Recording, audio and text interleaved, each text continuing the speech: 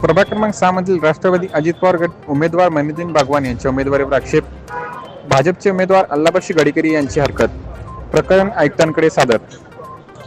मिरज शहरातील प्रभाग क्रमांक 6 मधून राष्ट्रवादी काँग्रेस अजित पवार गटचे उमेदवार मैनुद्दीन बागवान यांच्या उमेदवारीवर भारतीय जनता पार्टीकडून आक्षेप घेण्यात आला आहे. भाजपचे अधिकृत उमेदवार अल्लाबक्षी गडकरी यांनी निवडणूक निर्णय अधिकाऱ्यांकडे हरकत अर्ज दाखल केला होता. या प्रकरणी दोन्ही पक्षांच्या वकिलांनी निवडणूक निर्णय अधिकाऱ्यांसमोर सविस्तर व जोरदार युक्तिवाद केला.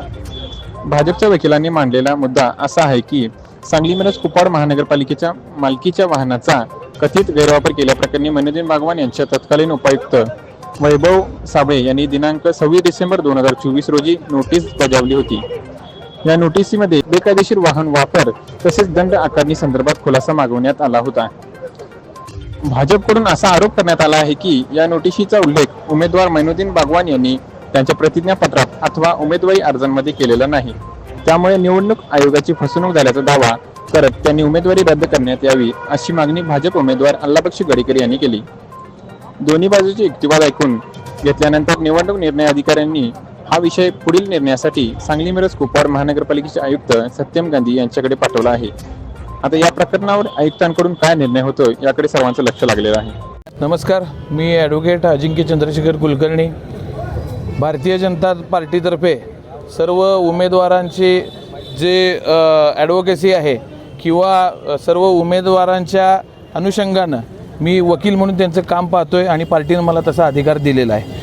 त्यानुसार आज आपण जमलो याच्यासाठी की प्रभाग क्रमांक 6 सांगली मिरज आणि कुपवाड महानगरपालिका सार्वत्रिक निवडणूक 2025 ते 2026 ह्याच्यामध्ये प्रभाग 6 मध्ये इच्छुक उमेदवार श्री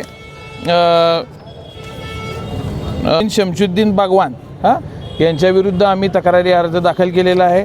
आमचं म्हणणं असं आहे की आमचे तक्रारदार उमेदवार आमच्या इथं आहेत. त्यांचं नाव आहे अल्लाबक्ष गडकरी. हे अल्लाबक्ष गडकरी आमच्या भाजप पक्षाचे अधिकृत उमेदवार म्हणून घोषित केलेले आहेत. त्यांच्यातर्फे आम्ही अर्ज पुटअप केलेला आहे माननीय निवडणूक अधिकाऱ्यांसमोर. तर आमचा तक्रारी अर्ज असा आहे की सांगली मिरज आणि कुपवाड महानगरपालिकेमध्ये श्री मैनुद्दीन शमशुद्दीन बागवान यांनी महानगरपालिकेच्या गाडीचा हा गैरवापर केलेला होता आणि त्यानुसार तत्कालीन उपायुक्त श्री वैभव साबळे साहेब यांनी सदर मैनुद्दीन बागवान साहेब यांना दिनांक 26/12/2024 नोटीस दिलेली होती आणि त्याबद्दल त्यांना विचारणा केलेली होती की आपण अशा प्रकारे बेकायदेशीररित्या वाहनाचा उपयोग केलेला आहे आणि त्यासाठी दंड रक्कम तुम्हाला का आकारण्यात येऊ नये अशा प्रकारची शोकाज नोटीस त्यावेळेच्या तत्कालीन उपायुक्त वैभव साबळे यांनी श्री मैनुद्दीन शमशुद्दीन बागवान यांना नोटीस दिलेली होती.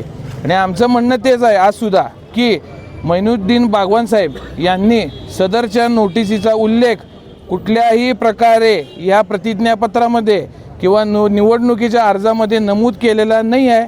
त्यामुळे ह्या पूर्ण इलेक्शन कमिशन ऑफ इंडिया किंवा राज्य निवडणूक आयोग याची त्या उमेदवारांनी फसवणूक केलेली आहे.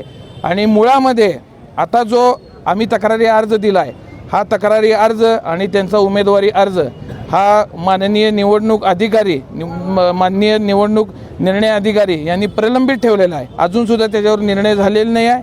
आणि सदरच्या आमच्या तक्रारीप्रमाणे अहवाल मागवण्यासाठी सदरची फाईल ही सांगली मिरज महानगरपालिकेचे आयुक्त श्री गांधी साहेब यांच्याकडे पाठवण्यात आलेले आहे आणि तोपर्यंत हा आमचा अर्ज आणि निर्णय हा प्रलंबित ठेवण्यात आलेला आहे. बघा, तुमचा प्रश्न बरोबर आहे की कुठल्याही प्रकारे जरी रक्कम ह्याच्यामध्ये अजून कन्फर्म झालेली नसली तरी रकमेबाबतचा खुलासा हा कोणत्याही प्रकारे उपायुक्त किंवा आयुक्त हे उमेदवाराला देत नसतात.